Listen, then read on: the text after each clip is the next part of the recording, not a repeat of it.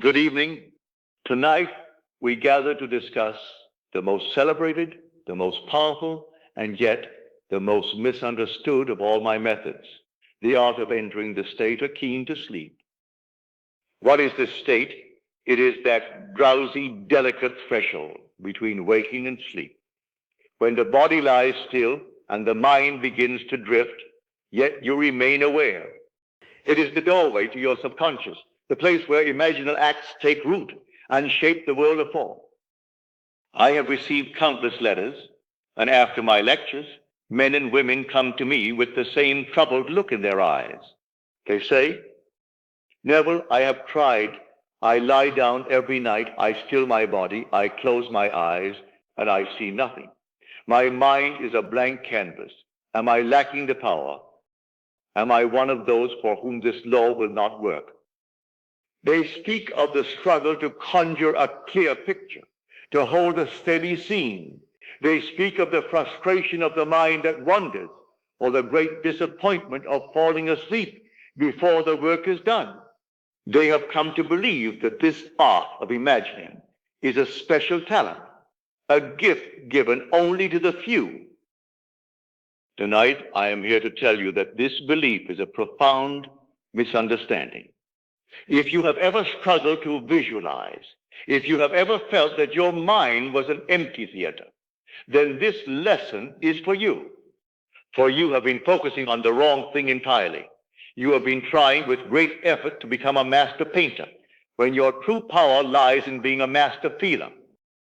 The purpose of the state akin to sleep is not to create a perfect mental movie. It is to generate the feeling of the wish fulfilled. The visual scene is merely one of many tools to achieve that end, and for many, it is not even the most effective tool. So tonight, we will put away the struggle of visualization.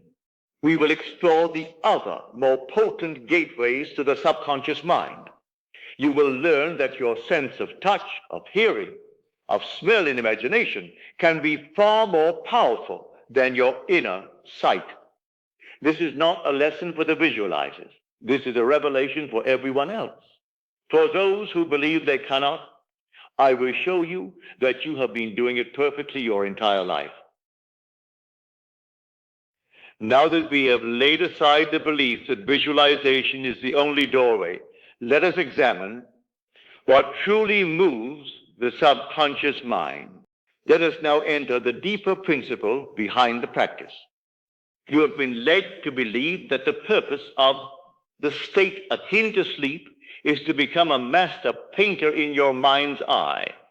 You struggle to create a perfect, vivid motion picture, and when you fail, you believe you have failed the law itself. But I am here to tell you that is not the case. The aim is not merely to see a scene. It is to inhabit it with all the sensory vividness of reality. Your imagination is not a single eye. It is a complete spiritual body, equipped with inner senses just as rich and alive as your physical ones. You can hear, touch, smell, taste, and yes, see, all within the imaginal realm. And the subconscious is not persuaded by a picture alone. It responds to reality, and to it, a fully felt inner experience is as real, if not more real, than anything this outer world can offer. A single imagined whisper, clearly heard in your mind's ear, can awaken the law more fully than a silent picture watched without feeling. The imagined sensation of a ring upon your finger, the faint warmth of a familiar embrace, the smell of a flower from your childhood garden, these are more potent than the finest cinematography of the mind. The scriptures contain a profound parable of this truth. In the story of Isaac and his blessing, Isaac, grown old and blind, could no longer trust the sight of his outer eyes, but the blessing still had to be given. So how did he discern the reality before him? He relied on his other senses. He touched the arms of his son, clothed in goatskin, and said, "The voice is Jacob's voice, but the hands are the hands of Esau." He then smelled the garments and was convinced. And once the blessing was spoken, It could not be undone. Now, this tale, though ancient, is as modern as your next breath. It is the perfect image of your creative power. When the outer world is blind to your desire, when reason cannot see how it will come to pass, you close your eyes and turn inward as Isaac did. And there you let your inner senses speak the truth of what shall be. You may not see the money, but can you not feel its weight, its texture, its crispness? You may not see the car, but can you not smell the leather or hear the satisfying thud of its closing door? You may not see your lover's face, but can you not hear their laughter or feel the warmth of their hand in yours? This is the real art, not the art of constructing a grand illusion, but of entering a simple felt reality that impresses the subconscious deeply and naturally. Your task is not to force an image. Your task is to discover which sensory door opens most easily for you and to walk through it into the feeling of the wish fulfilled. It is that inner conviction, born not of sight but of experience, that turns imagination into incarnation.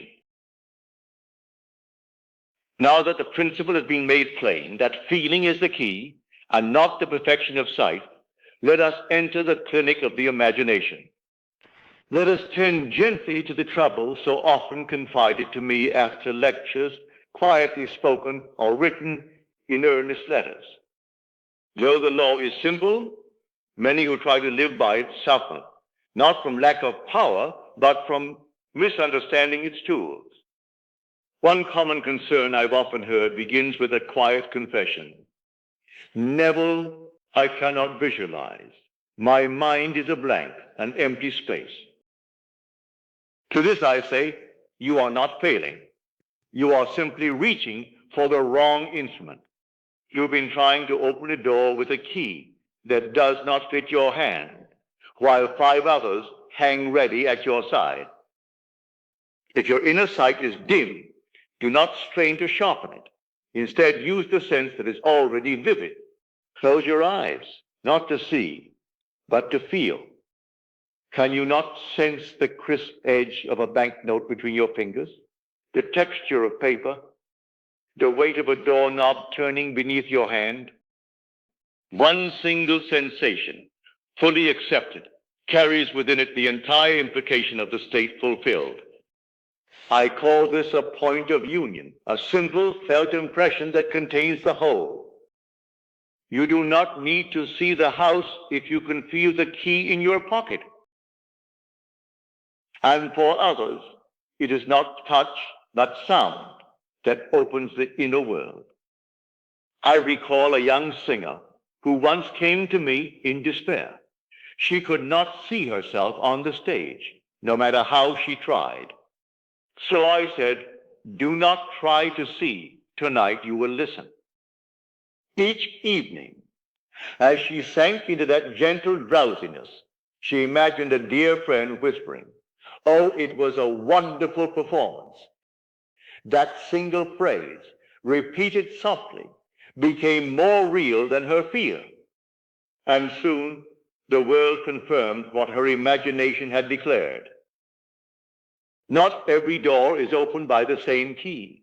What matters is not the sense you use, but the reality it creates within you. Another difficulty arises from those who find their minds drifting, unable to hold a scene. To them I offer this. Do not struggle. The mind, like a child, rebels against complexity. If the scene is too long, too crowded, it will slip away like mist. Instead, simplify. Let your imaginal act be no longer than 3 or 5 seconds. The clasp of a hand, the turning of a key, the folding of a letter. I remember a baker, a hard-working man whose shop was faltering. He told me he couldn't picture success. So I invited him to imagine one thing, the feeling of his pocket, heavy with coins, as he locked the shop door at night. That one sensation, repeated gently, carried him into the feeling of success. Soon the line for his bread spilled onto the street each morning. A short scene is not a compromise. It is a strength. Let your imaginal act be a lullaby, not a symphony, something you can return to again and again with ease and affection. Still others have told me, Neville, I can see the scene clearly, but I feel nothing. It is hollow like a daydream. That too comes from misunderstanding. You expect a surge of joy, a trembling thrill, but the feeling that creates is often quieter than that. It is the soft relief of a burden lifted. It is the ease that comes when the question has been answered, the longing fulfilled. If you are in debt, then wealth will feel not like fireworks, but like freedom. If you are lonely, then love will feel like peace. Do not chase emotion. Ask instead, if this were true now, how would I feel? Then allow that gentle knowing to settle into you, that subtle shift from wanting to being. And yes, there are those who fall asleep too quickly before the act can be completed. If this is your struggle, the remedy is simple. Do not perform the act lying in bed. Sit in a chair. Recline slightly if you must, but remain present in body while the mind softens. The state akin to sleep is not sleep itself. It is the golden twilight, that moment when the outer senses fade and the inner world grows luminous. That is the garden in which all creation is planted. A physician once told me that his exhaustion at night made it impossible to practice State Akin to sleep, so he changed his hour. Each day upon returning home, he sat quietly in his chair for just a few minutes, and in that brief stillness, he remade his life. These are the adjustments. Do not war against your nature. Instead, become intimate with it. Learn which of your inner senses is most alive. Choose a posture that welcomes awareness without drowsiness. Select a scene so brief, so tender, and so true in feeling that it becomes a resting place for the mind. And then return to it again and again until what once felt like imagination begins to feel like memory. Do this, and the gate of the subconscious, once silent and closed, shall swing open with grace. And so we come to the end, not of a theory, but of a burden. You have been shown that the door to the subconscious is not opened by force, nor by some rare gift of inner sight. It yields gently to the one who understands feeling. You now hold the keys. If one key does not fit, another will. If sight does not awaken the state, then let touch or sound or scent guide you inward. There is no longer any excuse for failure, not because you must succeed, but because you already possess everything required. The power was never absent. You were simply turning the wrong handle and calling the door locked. But understanding alone is not enough. An idea not applied is like a treasure buried in the earth, untouched, unproven, unused. I did not come tonight to offer inspiration. I came to place a tool in your hand. And so I ask you now to conduct a small personal experiment, not tomorrow, but tonight. For the next 7 nights, set aside your grand desires. Let the mighty dreams rest for a moment. Choose instead one simple, tangible impression, something so ordinary that reason will not resist it. Perhaps it is the feeling of a single coin in your palm, the scent of a particular flower, the weight of a letter in your hand. Enter the drowsy state, just as we have discussed. But do not attempt a full scene. Do not labor to see. Choose one sense and let it lead. If touch is your clearest doorway, then feel. Reach out with your inner hand and sense the texture of the object, its weight, its temperature. Hold it until it feels real, until you know that you possess it. If sound is more natural to you, then listen. Do not attempt to see. Instead, allow a single phrase to rise and repeat. Congratulations, you did it. Or perhaps the sound of a latch turning or a door closing softly behind you. And if your gateway is sent, then bring it near. Do not imagine the object, only its aroma. Let it fill your awareness until the outer world dissolves. Whatever you choose, let it be one thing, simple, familiar, real. Remain with it, gently. Do not strain. Loop it softly until it becomes the last impression before sleep, and then release it. You have done the work. There is nothing else to push, to plead, or to pursue. You fall asleep not in effort, but in confidence, knowing that what has been felt within must soon take form without. Let this be your proof, not to convince others, but to convince yourself. And once that inner certainty is won, then go on. Return to your greatest desires, now armed with the quiet power of one who has seen for himself. You will no longer hope, you will know. For the secret has been revealed. You are not the servant of your senses. You are their master. The work is done. Now, let us go into the silence.